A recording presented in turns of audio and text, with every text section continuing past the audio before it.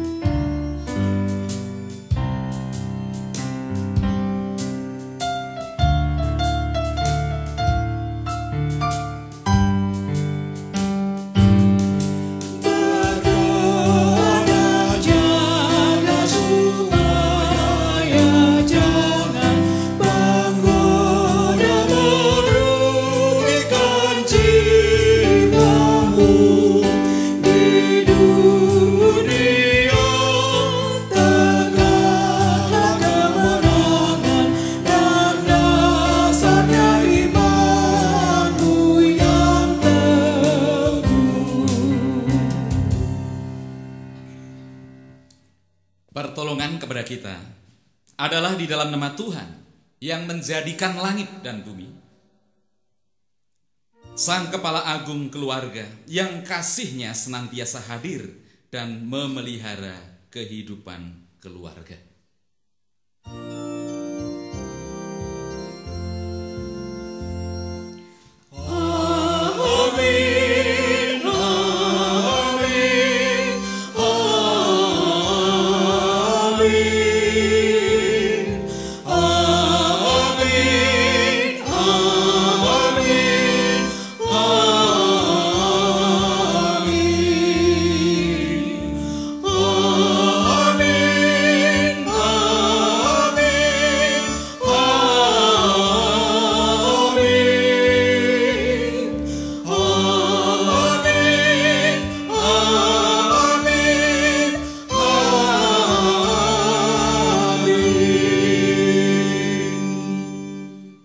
Damai Tuhan besertamu dan besertamu juga.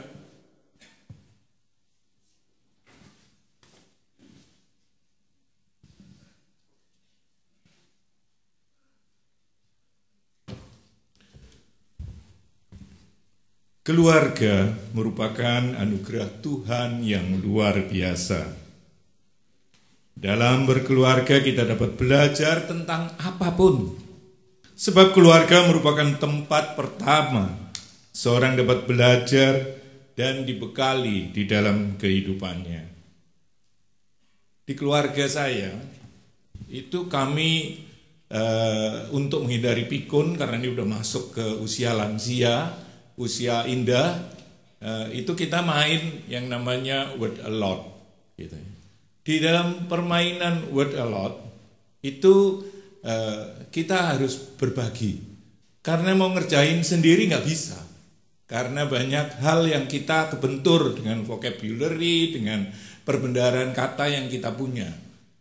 Dan ternyata dengan kita main ini, baik itu yang namanya orang tua saya yang usianya udah 92 tahun, dia yang pertama kali main ini karena anaknya yang install, cucunya yang installin, oma mesti main ini gitu ya. Dan sampai dengan cucu saya, jadi berarti 4 generasi dari oma, dari anak, dari menantu sampai dengan cucu, sampai dengan buyut. Ya, kita mengisi ini gitu ya. Dan untuk ngisi ini kita nggak bisa sendiri ternyata. Ada perbendaharaan kata yang saya juga nggak tahu. Bahkan Kio yang akan bantu saya. Kadang-kadang dia lihat sini, Pak, word a lot-nya mana? Dia yang buka-buka, dia lihat. Di sanalah kita ternyata bisa berbagi. Kita bisa belajar. Kita bisa sama-sama enjoy gitu ya. Termasuk kemarin pada waktu ada Oconya, ketemu dengan Oconya, dia juga datang, dia ambil HP saya, dia liatin, wah ini saya belum bisa, tanya Oco ya, dia tanya Oconya, Oco ini apa ini? Jadi dalam seperti ini kita merasakan kebersamaan keluarga, indahnya berbagi, indahnya bersama-sama belajar, karena kita juga keterbatasan perbendaharaan kata di dalam bahasa Inggris ini membuat saya juga mulai belajar kembali, ingat-ingat kembali gitu ya. Ada yang nggak bisa, nah kita harus lari ke dictionary, ke buku gitu. Dalam hal ini kita mungkin kalau dalam kehidupan Kristen kita ke Alkitab sebagai pegangan kita. Tapi di word a lot ini juga ada ask friend, bertanya ke komunitas, berbagi dengan komunitas yang ada. Bisa tanya, ini apa ya, saya nggak bisa gitu. Jadi kita juga harus berbagi juga dengan komunitas kita untuk saling bertumbuh, untuk saling kita belajar, untuk saling kita berbagi. Nah itulah yang saya rasakan, karena tema ibadah kita pada pagi hari ini adalah berbagi dan belajar. Melalui ibadah ini kita akan belajar dan menghidupi semangat untuk berbagi dan terbuka untuk saling belajar, baik di dalam hidup keluarga maupun di dalam kehidupan dengan sesama kita. Mari kita nyanyi KJ 424.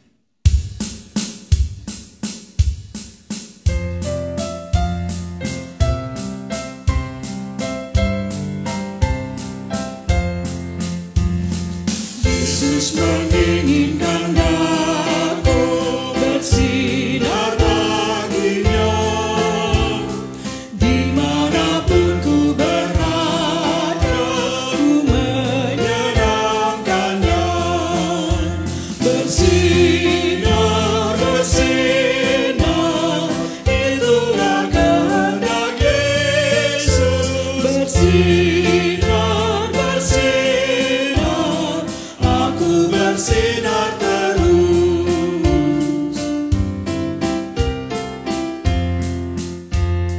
Yesus menginginkan aku menolong orang lain, manis dan sopan selalu ketika ku bermain.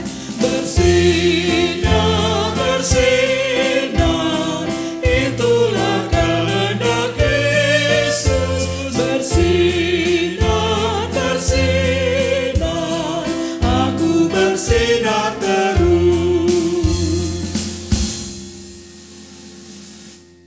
Marilah dengan penuh penyesalan dan kerendahan hati kita mengaku segala dosa dan pelanggaran kita di hadapan Tuhan. Kita memberikan kesempatan untuk umat menaikkan doa secara pribadi.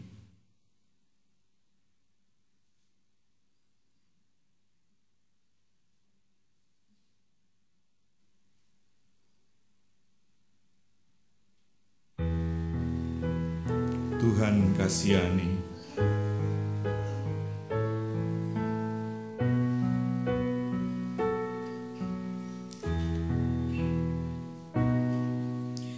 Tuhan kasihani, Kristus kasihani,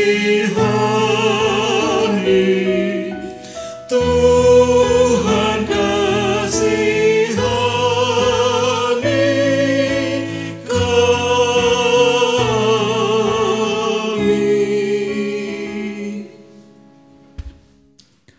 Bapa yang Maha Kasih, bersama-sama dengan seluruh keluarga di dalam jemaat, kami mengaku bahwa kami sering berjalan menurut kehendak dan keinginan kami sendiri, dan bukan kehendak-Mu. Kami mengalihkan fokus hidup kami daripada-Mu. Kami tidak sungguh-sungguh berjuang untuk mempraktikkan cinta kasih kepada keluarga dan sesama. Arogansi kami terus menguat, dan kami pun selalu menganggap diri kami yang paling benar.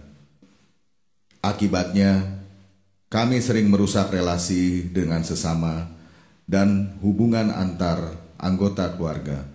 Kasihanilah kami ya Allah. Tuhan kasihani, Kristus kasihani, Tuhan kasihani kami.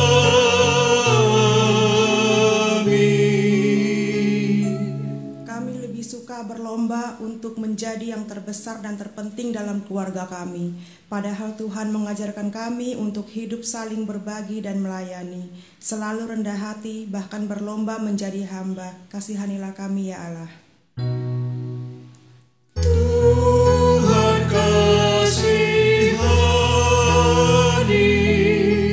Kristus kasihani, Tuhan kasihani kami.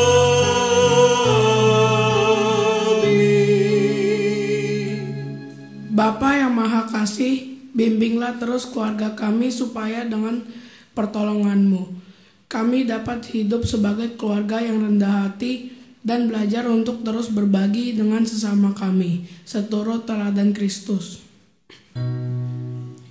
Tuhan kasihani, Kristus kasihani, Tuhan kasihani kami.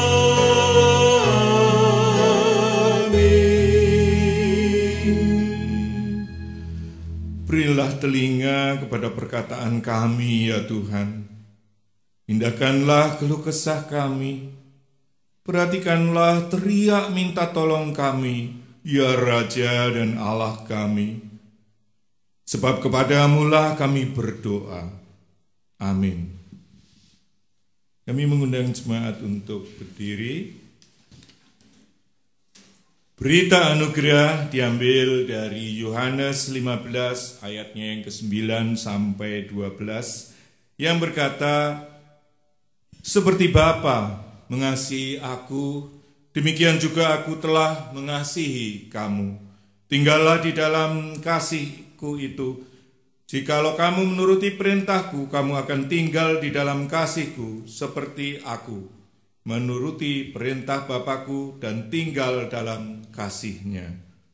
Semuanya itu kukatakan kepadamu, supaya sukacitaku ada di dalam kamu dan sukacitamu menjadi penuh. Inilah perintahku, yaitu supaya kamu saling mengasihi seperti aku telah mengasihi kamu. Demikian berita anugerah dari Tuhan. Syukur kepada Allah.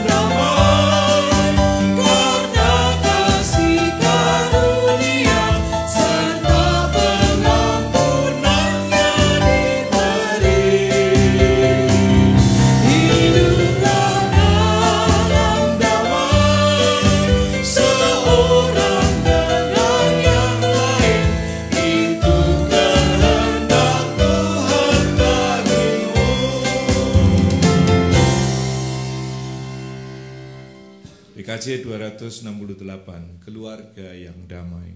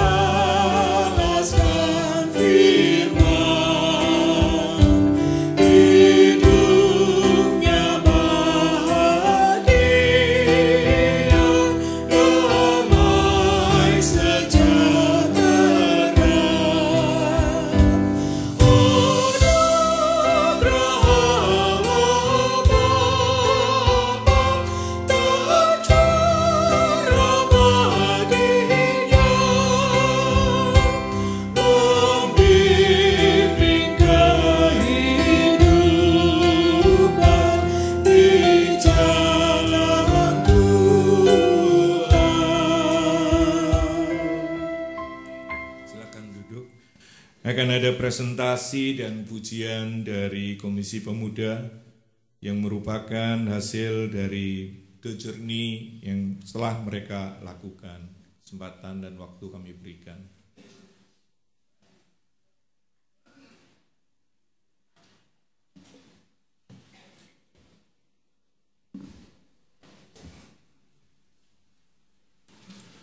Selamat pagi Bapak Ibu serta saudara-saudari sekalian. Pada saat ini kami Komisi Pemuda GKI Kafling Polri akan membagikan sedikit informasi dan pengalaman yang telah kami terima melalui acara The Journey keempat Komisi Pemuda yang sudah boleh berlangsung tepat 2 minggu lalu.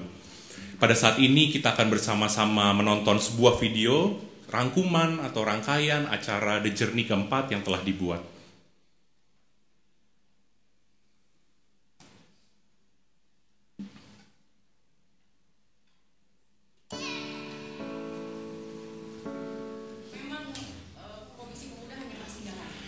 The Journey 4 pada tahun ini mengangkat tema Recharge dengan tujuan membangunkan kembali semangat rekan-rekan jemaat pemuda GKI Kafling Polri untuk mau aktif dalam setiap kegiatan-kegiatan gereja yang diadakan.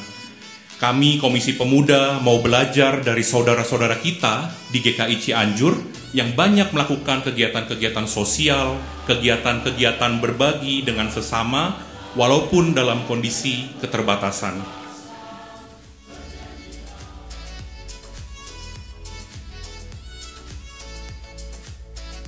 Kami belajar dan sekaligus berbagi melalui beberapa kegiatan yang kami ikuti dan dilakukan di sana seperti yang mungkin Bapak Ibu bisa lihat di video ini. Ini adalah sesi sharing yang dilakukan oleh Pendeta Hendra dari GKI Cianjur yang membagikan bagaimana kondisi mereka tetapi mereka mau melakukan kegiatan-kegiatan berbagi.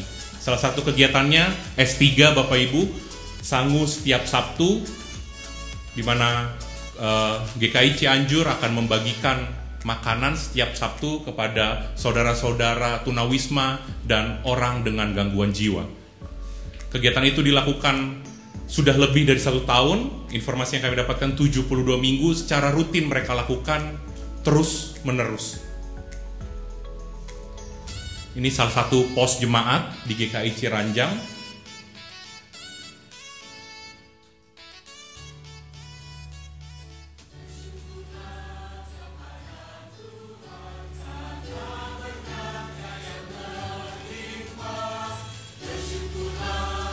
Dilanjutkan dengan kegiatan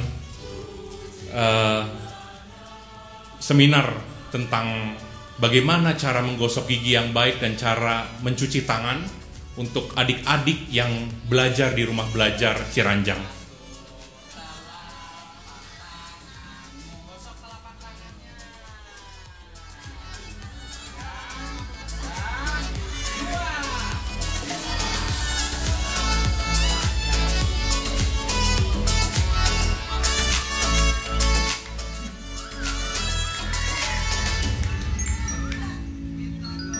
Ini acara games yang kami lakukan di sekitar rumah belajar. Kita bisa lihat antusiasme adik-adik dengan alat yang terbatas, dengan games yang terbatas, tapi kami bisa melihat tawa mereka, kami bisa melihat keceriaan mereka melalui acara yang dibuat. Salah satu kegiatan yang lain adalah pemberian sembako murah. Jadi kami mengadakan bazar sembako murah di sana.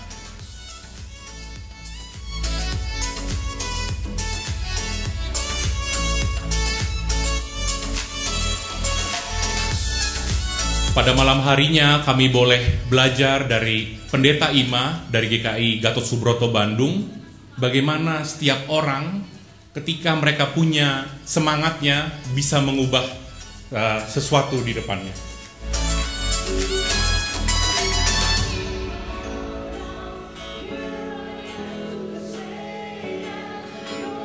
Bukan di zaman seperti itu, tapi di zaman media. Bagaimana kita bisa berkolaborasi mengembangkan diri. Kami mengucapkan terima kasih banyak atas partisipasi dan dukungan yang diberikan oleh Bapak, Ibu, Saudara-saudari, Jemaat GKI Kafling Polri, mulai dari partisipasi dalam bazar sampai pada hari pelaksanaan, sehingga kegiatan The Journey yang keempat ini dapat berlangsung dan mudah-mudahan bisa menjadi berkat bagi kita semua. Tuhan memberkati pelayanan kita. Pada saat ini, rekan-rekan pemuda akan sedikit membagikan lagi pujian yang sudah dibawakan di pos GKI Ciranjang.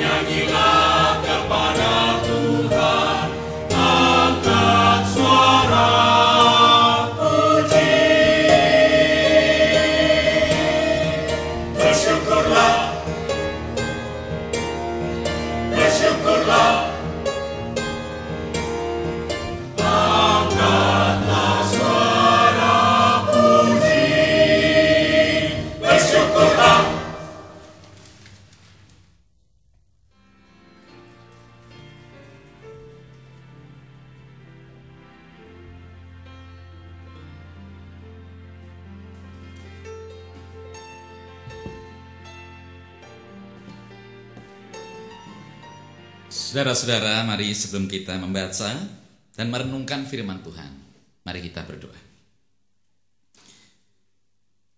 Kami datang di hadapan-Mu ya Tuhan. Kami bersyukur bila kami bisa berada di tempat ini. Bila hati kami ada kerinduan yang menggerakkan langkah kaki kami mendekat kepada Tuhan. Kami percaya Roh Kudus Tuhan bekerja atas kami. Karena Engkau mengasihi kami. Karena Engkau hendak membawa hidup kami makin searah, makin seturut dengan apa yang Tuhan kehendaki. Kami bersyukur karena sebentar lagi Engkau hendak memperlengkapi kami melalui firman-Mu. Nyatakanlah atas kami yang merindukan ini Tuhan, supaya sungguh-sungguh kami akan menjadi orang-orang yang pantas disebut berbahagia. Karena kami bukan hanya mendengarkan firman-Mu, namun kami juga memelihara firman-Mu hidup melalui kehidupan kami. Berkatilah hamba-Mu ini ya Tuhan, yang terbatas, yang lemah, dipakai oleh Tuhan menjadi alat-Mu untuk menyampaikan isi hati-Mu atas kami semua. Kiranya hidup kami, baik hamba-Mu maupun saudara-saudara kami yang mendengarkan firman-Mu dengan setia, boleh senantiasa dibaharui oleh Tuhan. Terima kasih Tuhan, inilah doa kami yang kami bawa di hadapan-Mu, kami panjatkan di dalam Tuhan Yesus Kristus. Amin. Saudara yang terkasih, mari kita memperhatikan bagian firman Tuhan. Kita akan membacanya dari Surat Galatia pasal yang ke-6 ayat yang kedua hingga ayat 7. Galatia pasal yang ke-6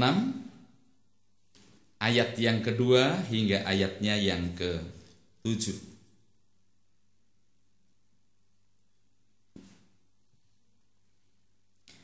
Galatia pasal 6 ayat yang kedua hingga ayat yang ke-7. Demikian firman Tuhan. Bertolong-tolonganlah menanggung bebanmu. Demikianlah kamu memenuhi hukum Kristus. Sebab kalau seorang menyangka bahwa ia berarti padahal ia sama sekali tidak berarti, ia menipu dirinya sendiri.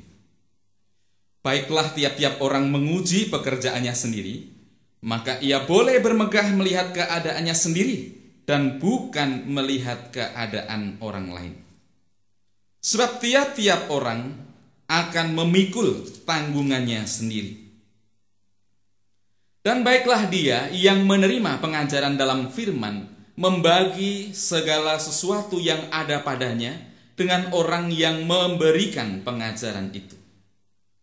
Jangan sesat, Allah tidak membiarkan dirinya dipermainkan.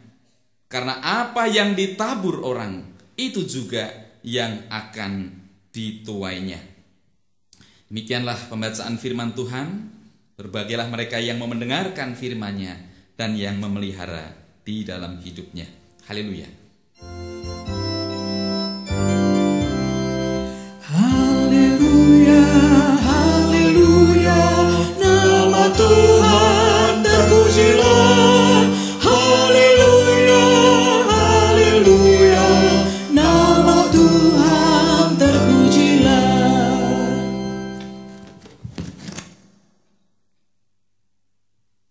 Selamat pagi Bapak Ibu saudara-saudara yang terkasih. Saudara-saudara, ini bulan keluarga. Tentu kita akan bicara tentang keluarga. Atau akhirnya kita akan bicara tentang keluarga.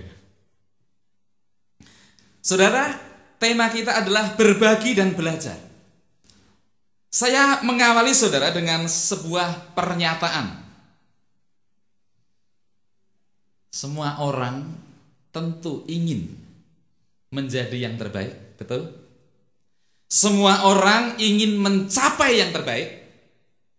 Semua orang ingin mengalami yang terbaik. Saudara-saudara dan saya seperti itu. Orang yang terus ingin mengalami yang terbaik, ada dorongan menuju ke sana, itu yang memungkinkan dunia makin maju. Karena dia tidak hanya berhenti pada apa yang sudah dicapai, tapi dia akan terus menginginkan, mengharapkan, dan mencapai yang terbaik. Tetapi saudara, pertanyaannya adalah bagaimana bisa mencapai yang terbaik? Bagaimana bisa mengalami yang terbaik? Bagaimana caranya? Itu menjadi persoalan. Karena tidak semua orang punya cara yang sama untuk menjadi yang terbaik. Saudara-saudara, selama ini pandangan orang atau pandangan banyak orang, walaupun tidak semua dan semoga bukan kita, bahwa untuk menjadi yang terbaik caranya itu bisa dilakukan dengan membuat yang lain menjadi buruk. Bisa kan? Untuk menjadi yang terbaik kita bisa lakukan dengan cara apa? Dengan cara membuat yang lain menjadi buruk, kan berarti kita jadi baik.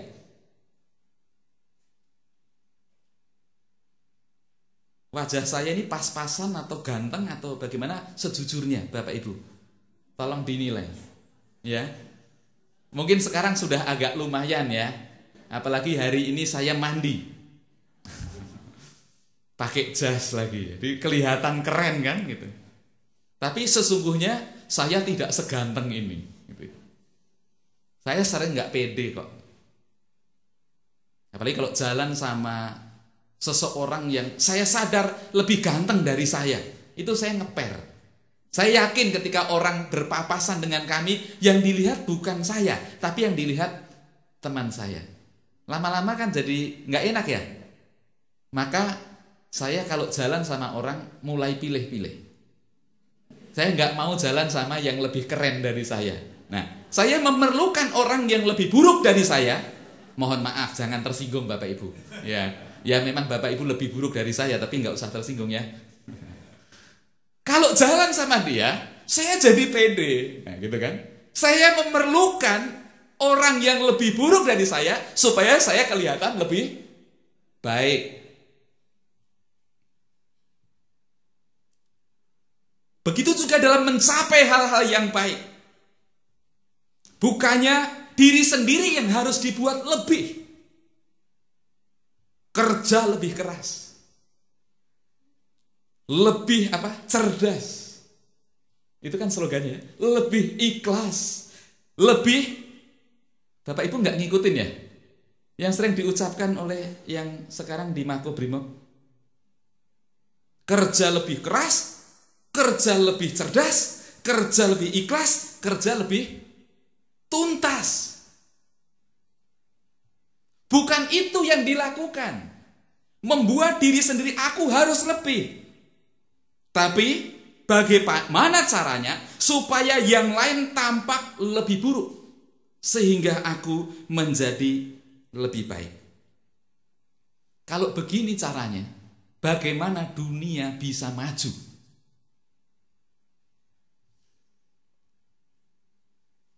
Bapak-bapak, ibu-ibu yang punya anak. Ya. Ini cerita tentang sebuah pengalaman seorang anak yang pulang sekolah. Setelah ujian dapat nilai matematika, sampai di rumah dia melaporkan kepada mamanya. Mamanya tanya, berapa nilai matmu hari ini? Anak itu dengan agak takut bilang, 5 Ma. 5? Biasanya kan gitu kan, orang tua selalu merasa lebih pinter daripada anaknya kan.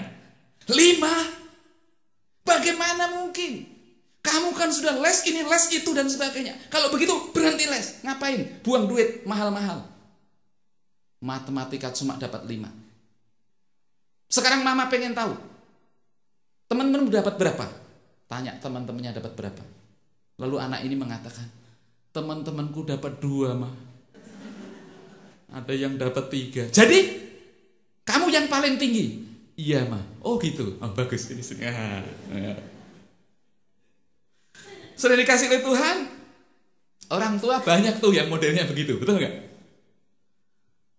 Jadi bukan bagaimana kita mengajarkan supaya anak bisa lebih, tapi kita sudah bersyukur. Asal yang lain nilainya jelek, nilainya kurang. Berharap orang lain lebih buruk supaya dia terlihat lebih baik. Berharap orang lain gagal supaya dia kelihatan berhasil. Berharap orang lain payah supaya dia kelihatan hebat.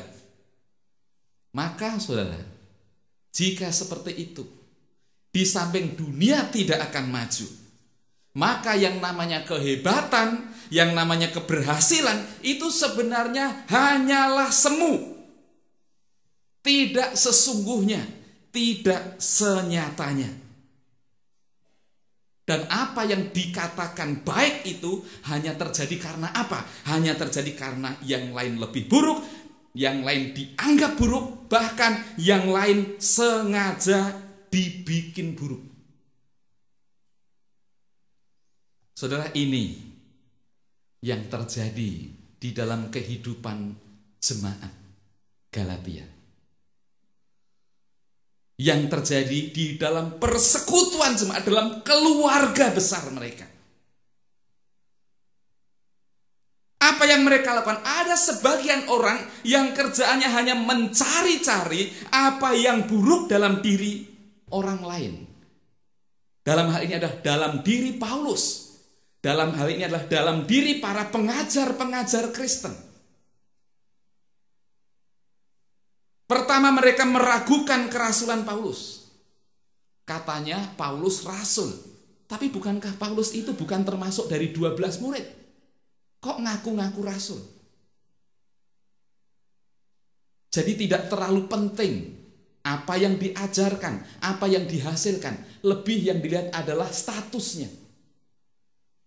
Kalau yang dilihat hanyalah statusnya, saudara pasti akan melihat bahwa saya ini orang yang luar biasa, pendeta. Ya enggak? Seolah-olah kalau yang lain, yang mbok-mbok itu, padahal sebenarnya kan belum tentu begitu. Apa yang dihasilkan, buah yang telah dilakukan. Paulus tidak dianggap. Kerasulanmu itu tidak sah. Bahkan sebagai ciri, sebagai indikasi bahwa engkau bukanlah rasul yang sah. Orang kamu ngomong aja nggak bisa kok. Kan Rasul Paulus bukan orang yang pandai berbicara.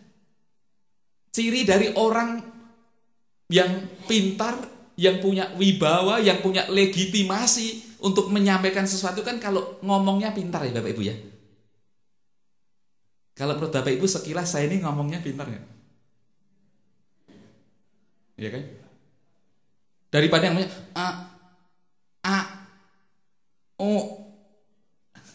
padahal belum tentu yang itu tidak melakukan sesuatu yang baik, yang berguna.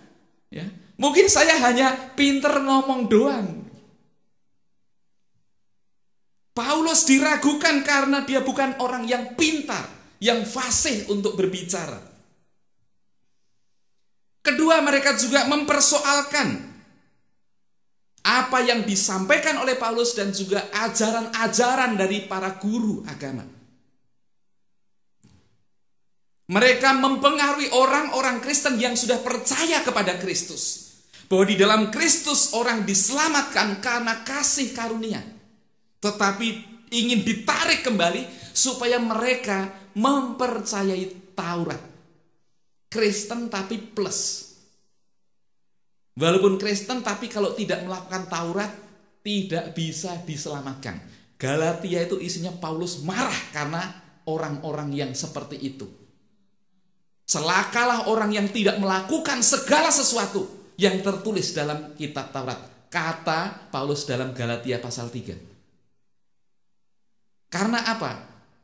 Karena Taurat itu kan jumlahnya berapa? Hukum Taurat ada 10, dijabarkan sedikitnya 613. Jadi sampai detail begitu dilakukan oleh ahli-ahli Taurat.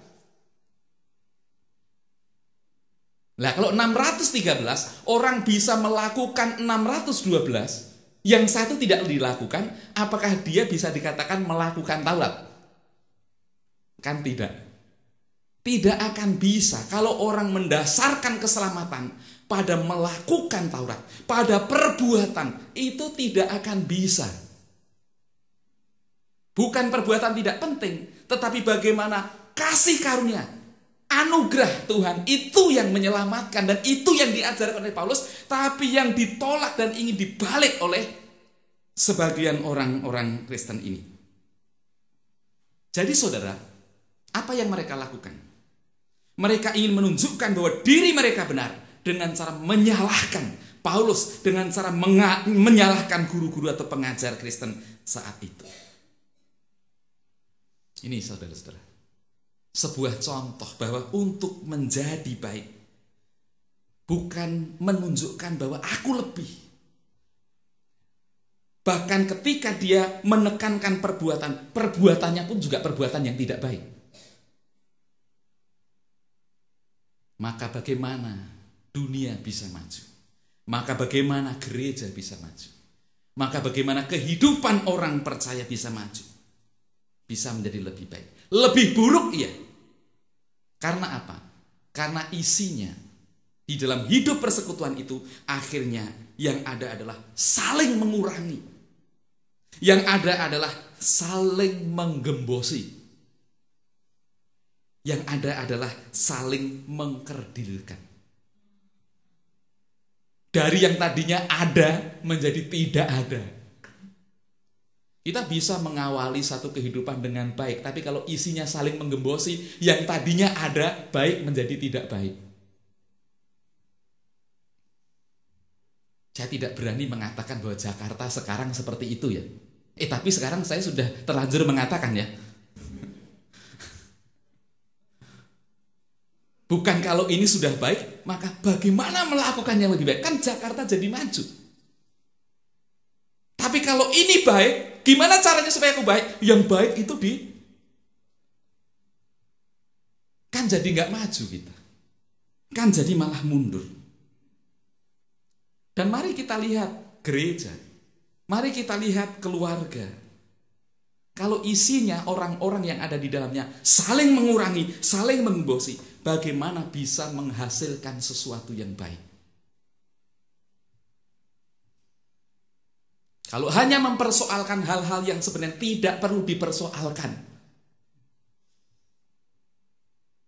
bagaimana kita bisa mengalami hal yang baik dalam pelayanan-pelayanan kita? Saya tertegun saudara dengan apa yang dilakukan oleh seorang pendeta. Dalam beberapa hal saya tidak setuju, dalam hal tertentu saya belajar. Jadi ceritanya pendeta ini sedang ada satu acara yang besar ya. Ada satu ibadah di lapangan besar. Ada seorang tamu pendeta dari luar negeri datang. Lalu pendeta yang dari Indonesia ini memperkenalkan.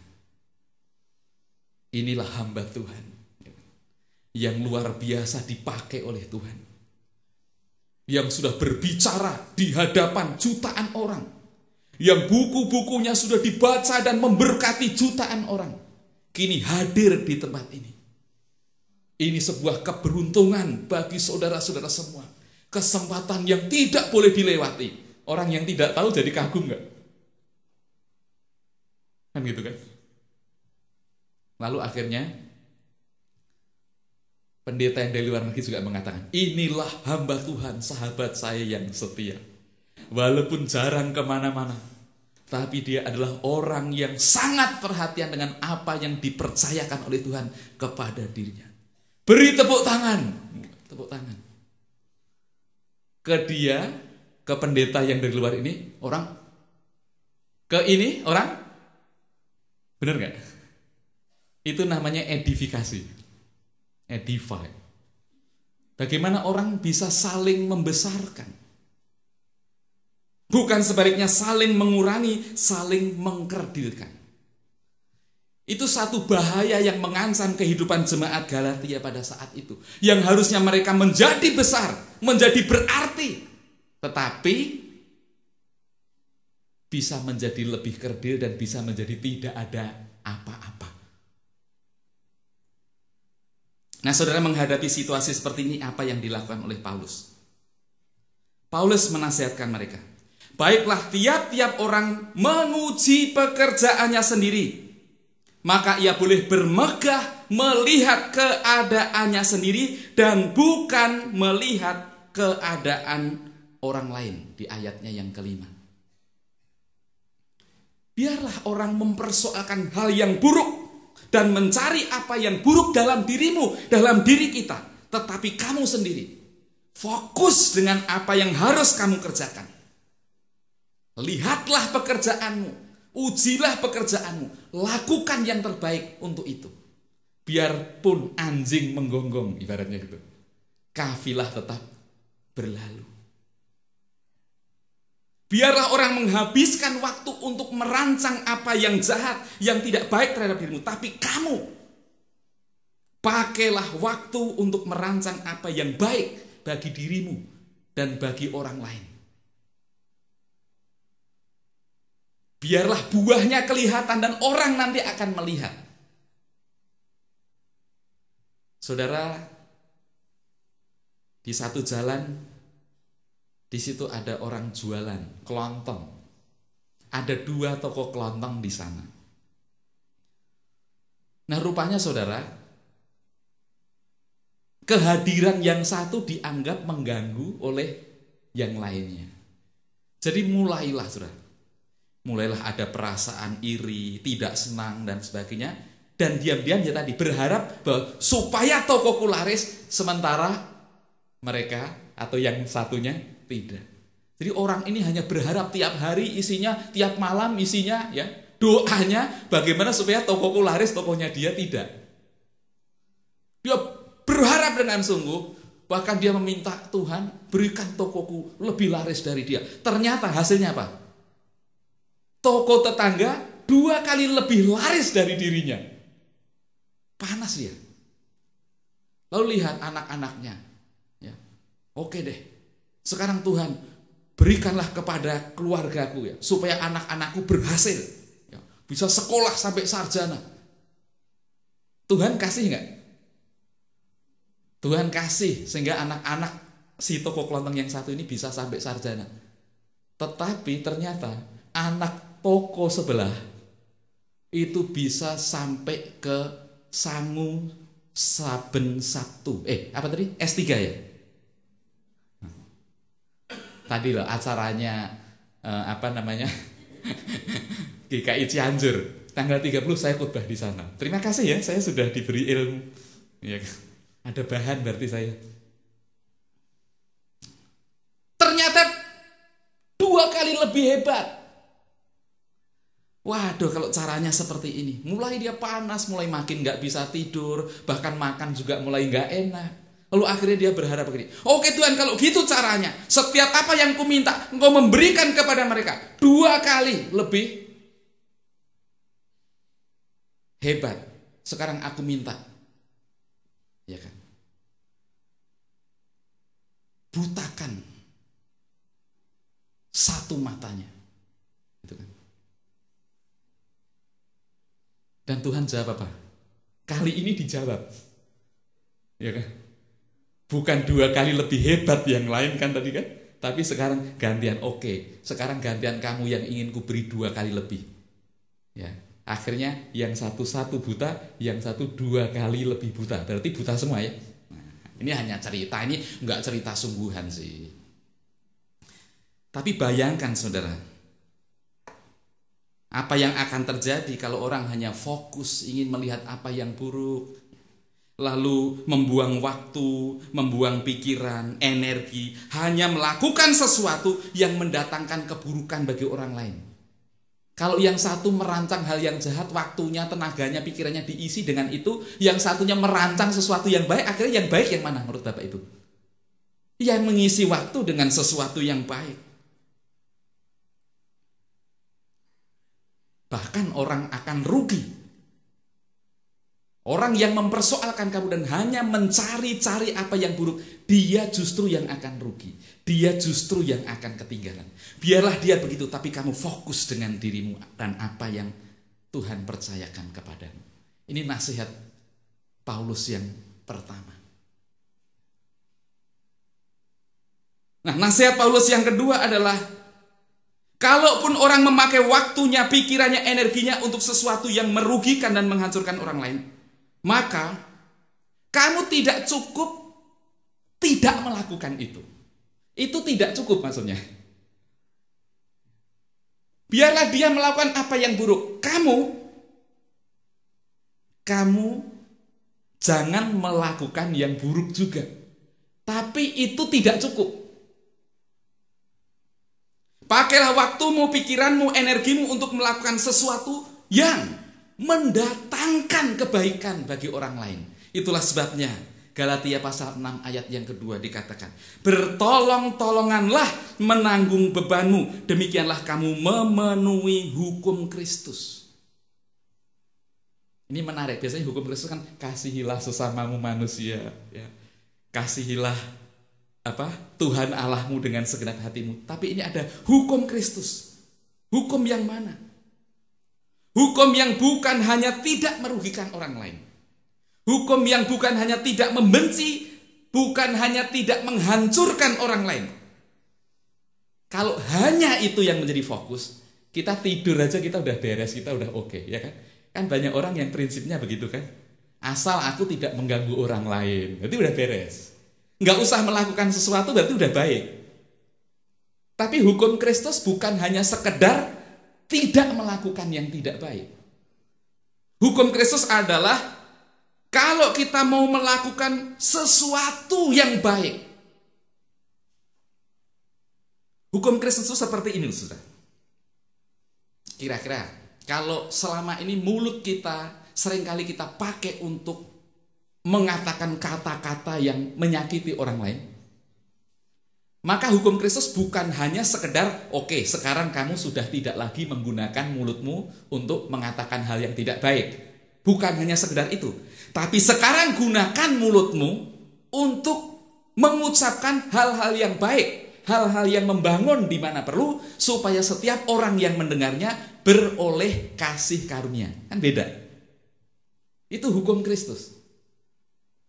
Hukum Kristus itu kalau selama ini tangan kita biasa kita pakai untuk menampar, maaf ya, saya tidak menyinggung para suami ya. Kalau selama ini tangan, tapi istri juga bisa kok, suka menampar suami juga kadang ya. Ya, pokoknya lah gitu. Kalau tanganmu selama ini dipakai untuk menghancurkan orang lain, maka hukum Kristus bukan hanya sekedar sekarang sudah tidak lagi mukulin pasangannya, mukulin anaknya, bukan. Tetapi hukum Kristus adalah kalau kamu sudah berhenti dari itu, maka sekarang pakailah tanganmu untuk melakukan sesuatu yang baik. Kalau dulunya dipakai buat pak, ya, sekarang dipakai buat, ya, misalnya. Itu hukum Kristus. Sama halnya dengan bacaan kita. Hukum Kristus bukan hanya berhenti dari merugikan, dari menghancurkan orang lain. Tetapi hukum Kristus adalah bertolong-tolonganlah menanggung bebanmu. Saling membantulah. Saling berbagilah. Itu kalau bahasa tema kita. Mengapa bertolong-tolongan itu penting? Mengapa berbagi itu penting? Sebab dalam berbagi sebenarnya kita belajar banyak hal. Dalam memberikan sesuatu, melakukan apa yang baik bagi orang lain, sebenarnya kita belajar banyak hal. Satu kali saya sama istri sama anak-anak ngisi liburan ke Jogja. Kami nginap di Kaliurang. Setelah puas keliling-keliling malam itu di Jogja, lalu kami kembali untuk istirahat. Naik ke Kaliurang. Di tengah perjalanan, tiba-tiba ada suara keras. Rupanya itu tabrakan motor sama motor. Tepat di depan saya. Saya berpikir, wah ini pasti saya yang ya kan, gawat ini. Pikir orang saya yang nabrak ini kan. Lalu akhirnya ada satu orang perempuan yang diangkat. Orang mengetok pintu mobil saya dan mengatakan, bisa minta tolong dibawa ke rumah sakit. Ketika diangkat, kita dari dalam mobil itu melihat bagaimana perempuan itu saat diangkat, kakinya itu kan mestinya gini ya, kalau kaki ya, kalau dibuat telentang kan kakinya gini ya. Itu kakinya yang ini bisa klek. Waduh. Lalu ketika saya mau membukakan pintu, anak saya bilang, "Jangan, Pi, jangan. Jangan, Pi." Takut, anak saya kan duduk di belakang. Waduh, ini menegangkan sekali gitu. Saya mau jangan, tapi gimana ya? Lalu akhirnya saya bilang gini, nggak tahu ada satu kekuatan dari mana. Saya bilang, tidak. Saya bilang gini, biar kamu maju. Anak-anak saya 2, saya suruh duduk di depan. Istri saya jadi mangku 2 orang anak. Lalu ini orang dimasukkan. Dia dengan pacarnya boncengan, lalu motor ditaruh. Pacar sama jadi mereka 2 duduk di belakang. Lalu kita bawa ke rumah sakit. Bawa ke rumah sakit, lalu ya saya membantu mengurus sebisanya.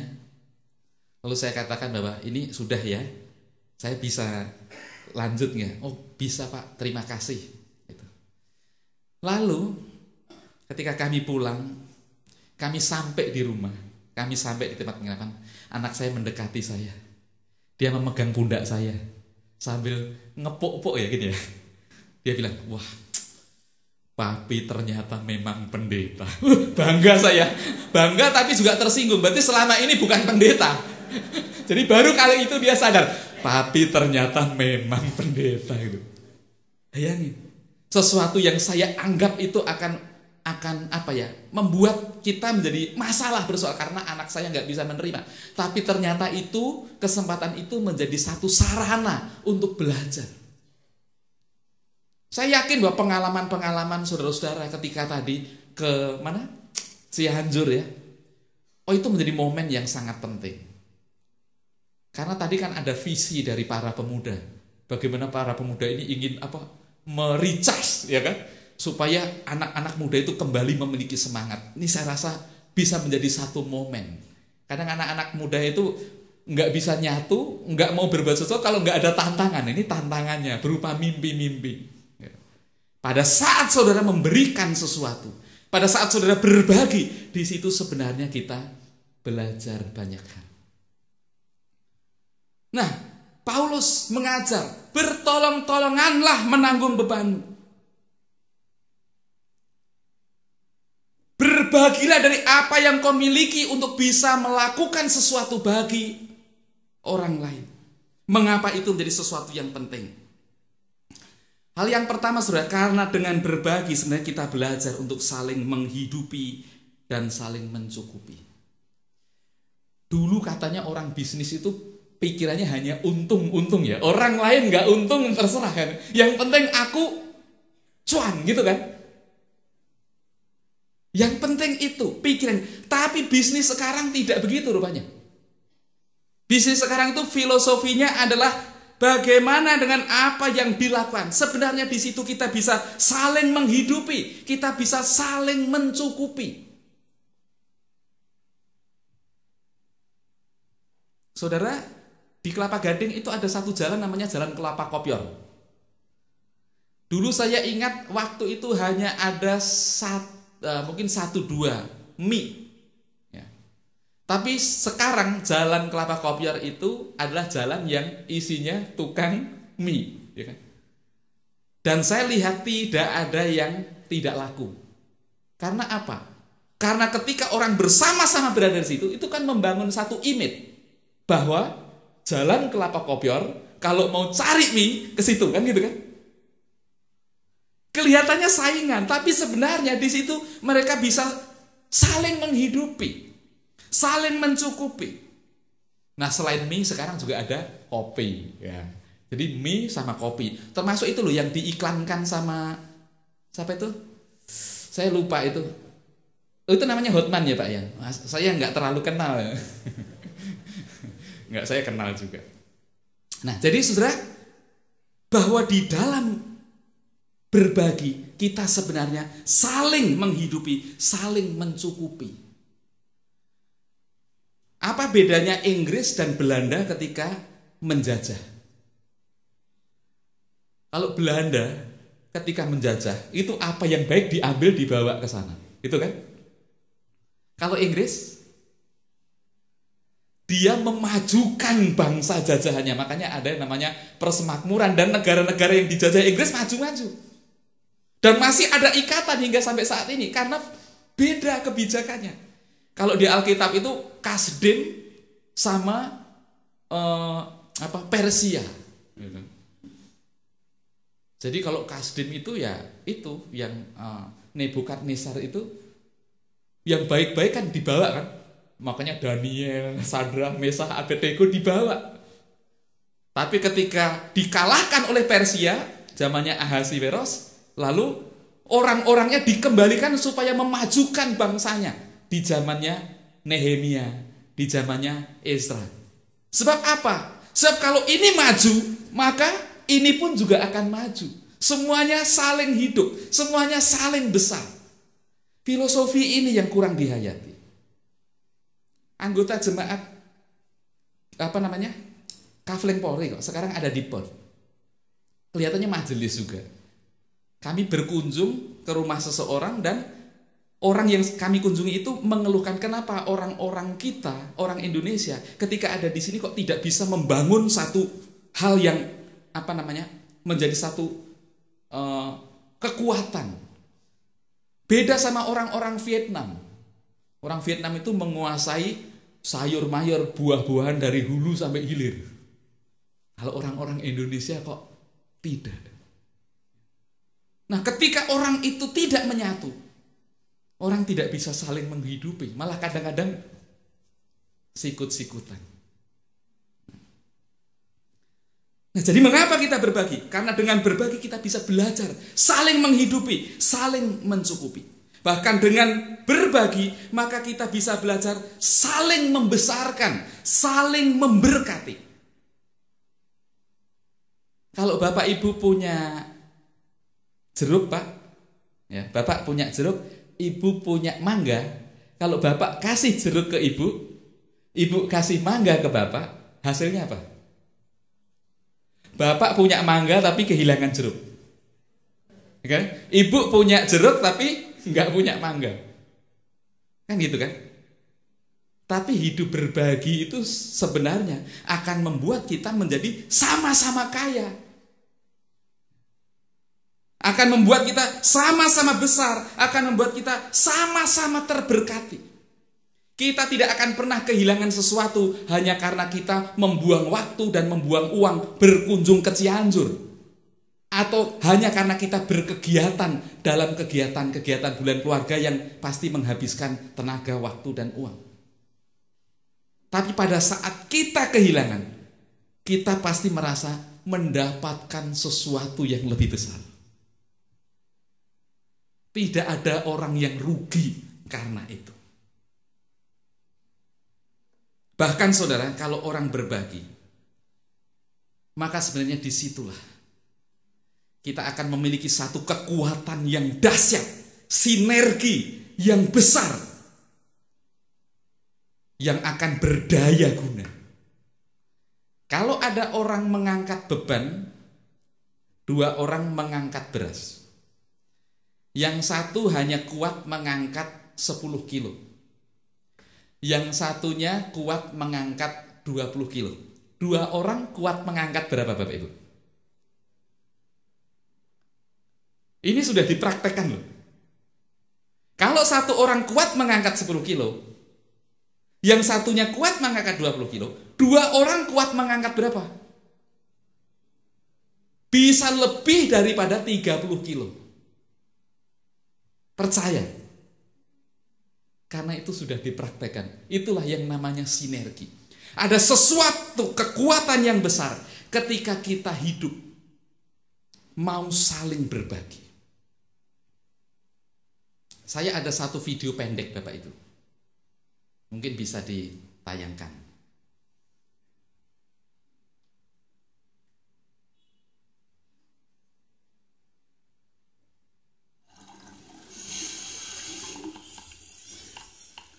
Ini bercerita tentang ikan-ikan, namanya ikan sardin di perairan timur Afrika di musim-musim tertentu di bulan September Oktober.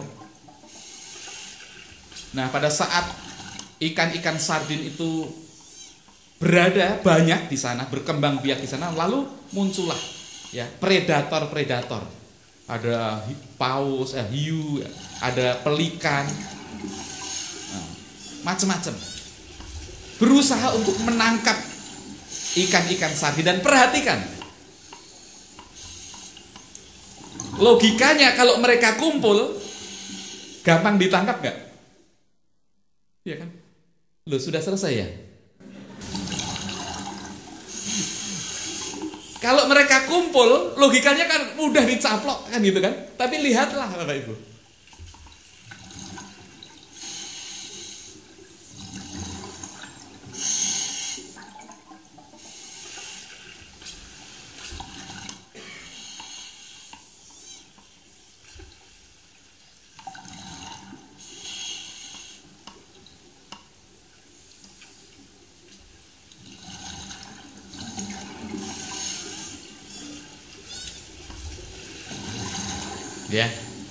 Ya pasti ada yang kena lah gitu ya.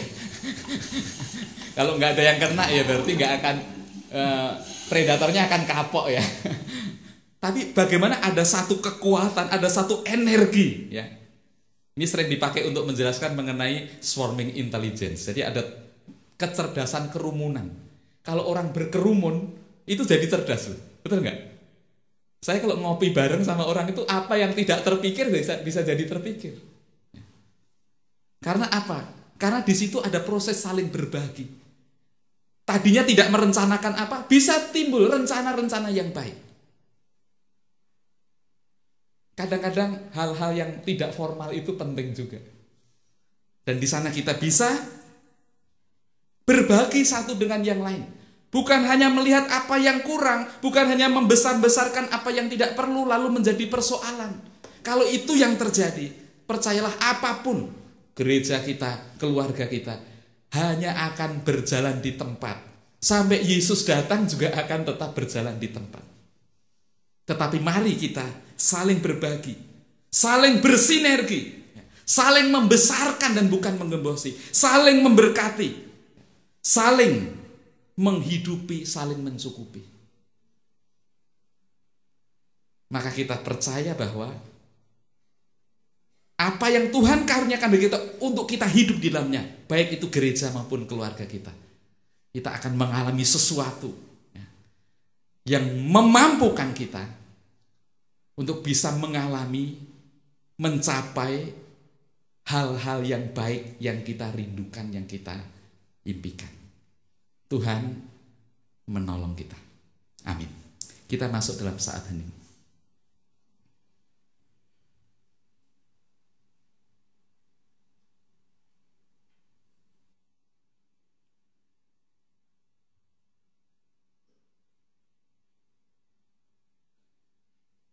Amin.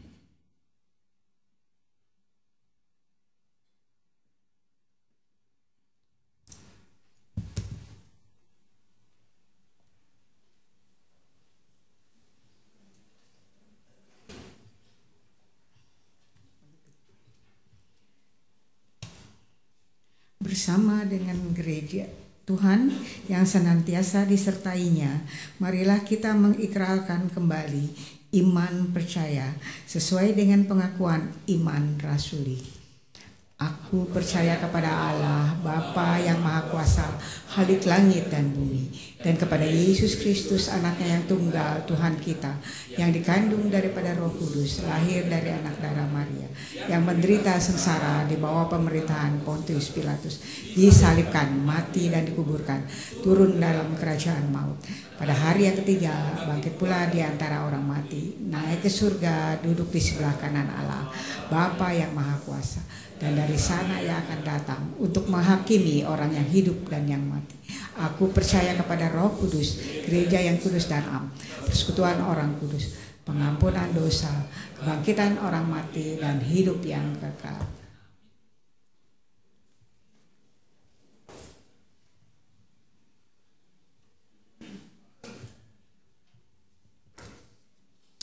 Saudara-saudara, mari kita menaikkan doa syafaat kita. Tuhan, kami kembali datang mengucap syukur untuk berkat yang boleh kami alami, yang kami rasakan.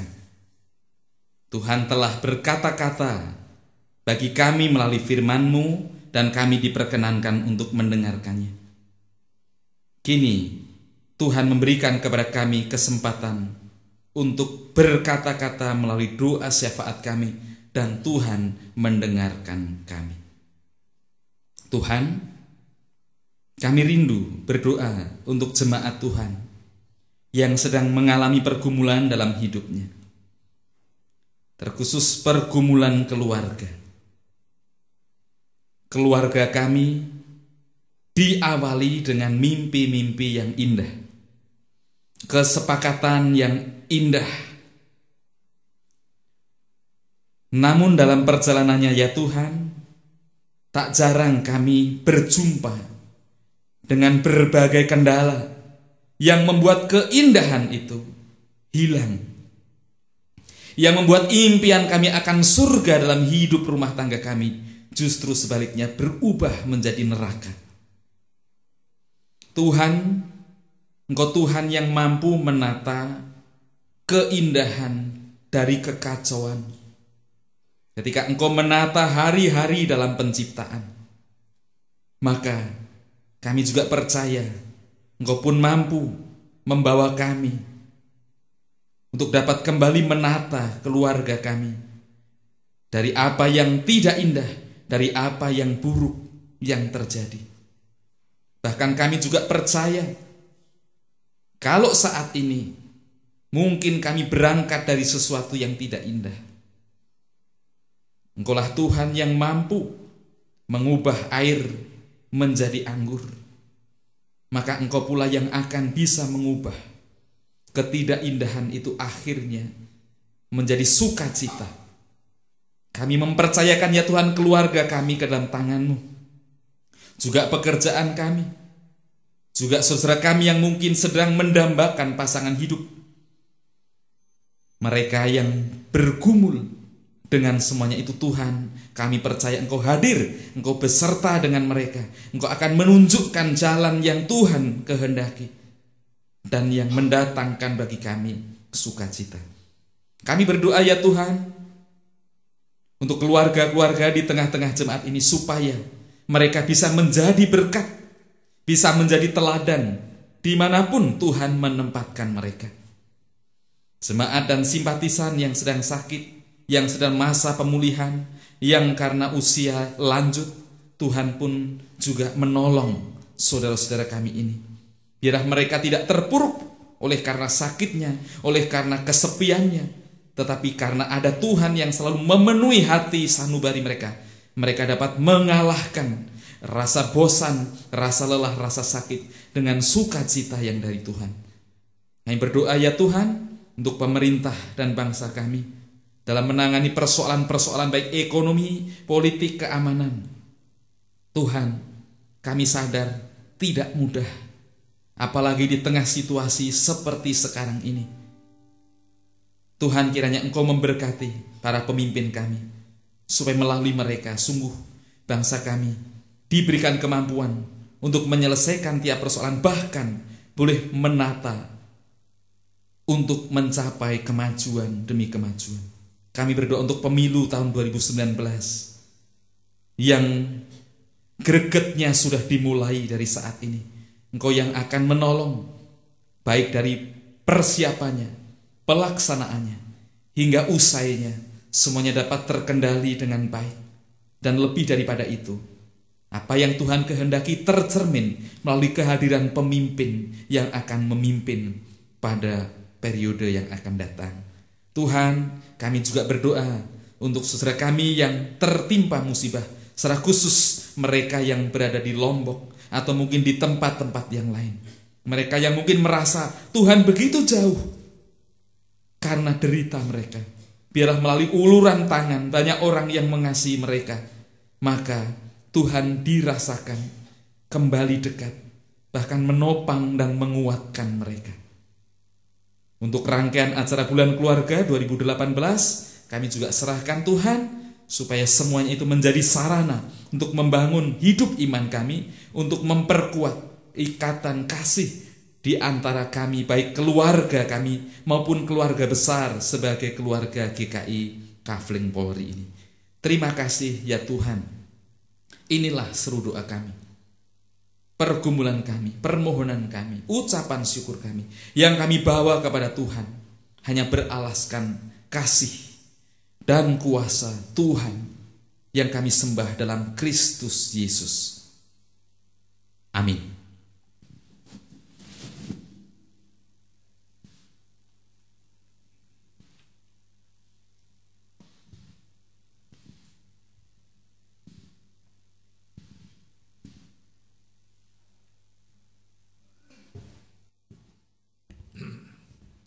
Diberi kesempatan untuk persembahan syukur.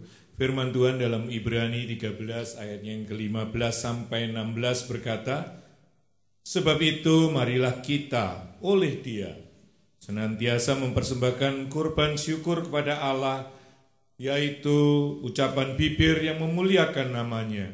Dan janganlah kamu lupa berbuat baik dan memberi bantuan, sebab kurban-kurban yang demikianlah yang berkenan kepada Allah. Marilah kita menyatakan ucapan syukur kepada Tuhan melalui persembahan pada saat ini. Ingatlah bahwa hidup kita adalah milik Tuhan yang kita persembahkan untuk kemuliaan namanya.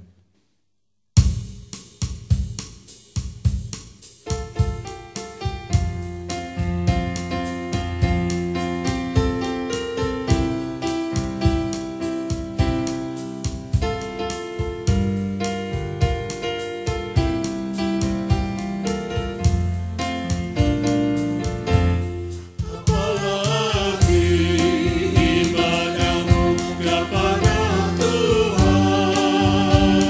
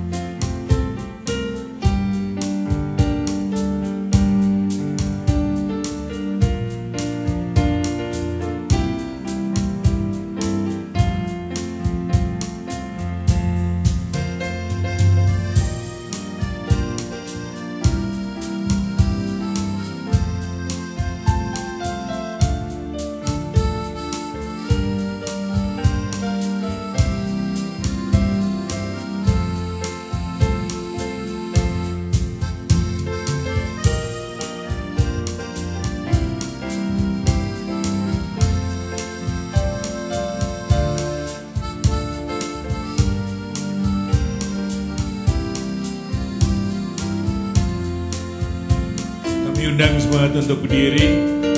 Mari kita nyanyiin bait ketiga.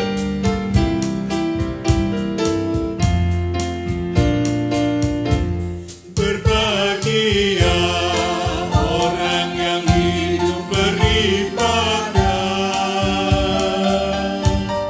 yang melayani orang susah dan lemah, dan berkasih menolong orang yang terbeban. Itulah tanggung jawab orang beriman. Ibadah sejati jadikanlah persembahan. Ibadah sejati kasihilah sesamamu. Ibadah sejati yang berkenan bagi Tuhan. Jujur dan tulus, ibadah murni bagi Tuhan. Mari kita berdoa. Tuhan Bapa, puji syukur, terima kasih untuk penyertaan Tuhan, untuk segala yang Tuhan telah berikan kepada kami, sehingga kami pada saat ini dapat memberikan pengucapan syukur kami lewat persembahan. Engkau mau kuduskan persembahan ini ya Tuhan. Berkati mereka-mereka yang mengelolanya. Segala sesuatunya boleh dilakukan dengan hikmat yang datang dari Tuhan sendiri. Di dalam nama Tuhan Yesus Kristus, kami mengucap syukur dan kami naikkan doa kami. Amin.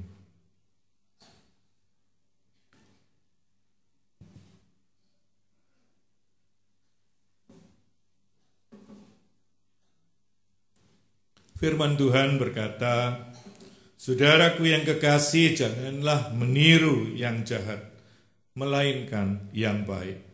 Barang siapa berbuat baik, ia berasal dari Allah.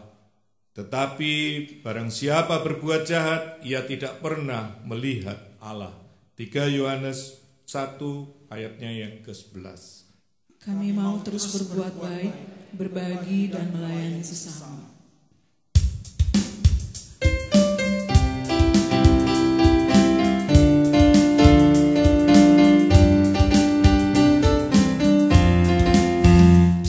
Mengutus kita ke dalam dunia, bawa pelita kepada yang gelap, mesti dihina serta dilanda duka, harus melayani dengan sepenuh, dengan